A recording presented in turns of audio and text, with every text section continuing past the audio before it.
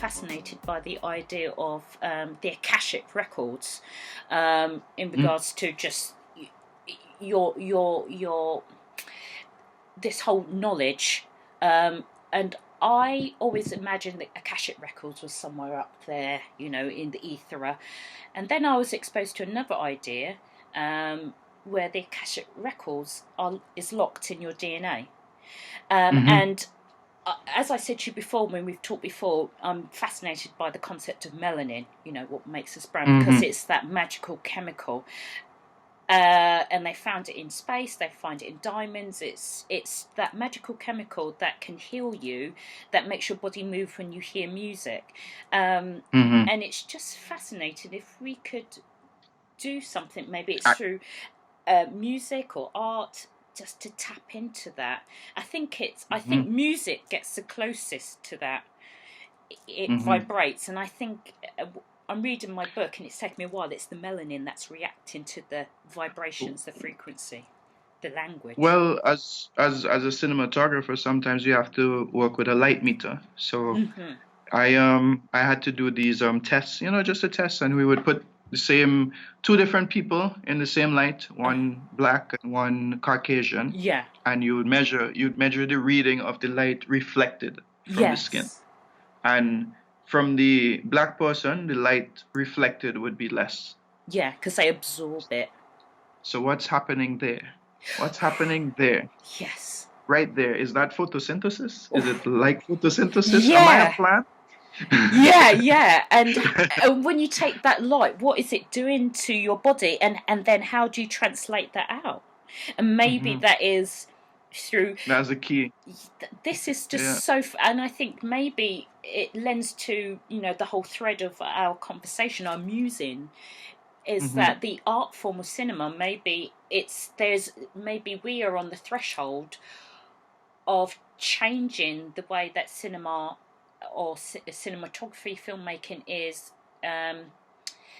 processed, because we have melanin, because of the way we absorb the information. Remember, cinematography and film art has been dominated by a Western psychology, a Western mindset. So how we approach it as melanated people, it's going to be completely different. And I'm just, I think that's one of my desires of going to the Caribbean and being immersed within the islands, to find out what is it going to pull out of me, what language, what knowledge has been locked in my DNA is going to come out, just being in that environment. Man. That's incredible.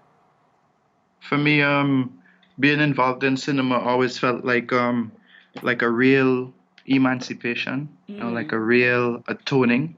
And then the more I discover the scientific discoveries, like, for example, 24 frames per second, 24 frames. The technology behind that was developed by an Englishman, Eduardo Muybridge, and he put a series of horses to run, and he put 24 cameras with triggers, so when the horse ran, it would flip. And then when he played back the images, that's how you got motion picture. Yeah, it's like in those picture books when you go and it's moving along. Yeah. Yeah. So that was a man from England in the 1800s. Yeah. And what was the man from the Caribbean, the black man? Yeah. What was he doing at that same time? He was trying to get his freedom, trying to not be Kunta Kinte. So for me, coming from this space, I feel like it's I'm emancipating because I'm Yeah, learning something my ancestors didn't have the opportunity to learn, yeah. and And I'm it's kind of using it to, coming home. yeah, I'm using it to honor them, to honor their stories and their journeys and the things that happen here. So I see it as, emancipation, and there are Yeah. other people who see it like that, who are established filmmakers. But I don't know if you know Raoul Peck. He's No. um he's Haitian, but Hmm. he's he just made the new movie about Karl Marx. It's a German film, Yeah.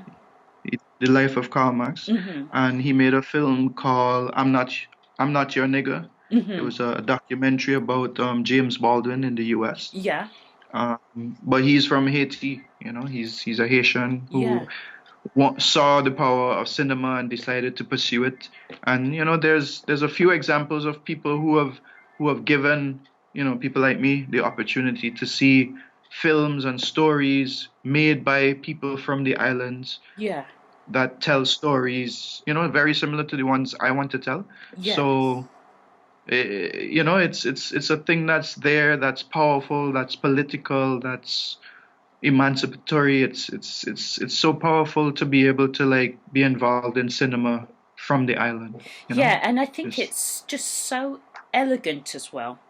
It's just hmm so subtle. You can translate a message hmm with so many layers: the sound, the color, the yeah, music, yeah, so many ways, yeah. so subtly, and it can keep some people out and it can draw some people in, and that, I guess, that's the power of hmm cinema.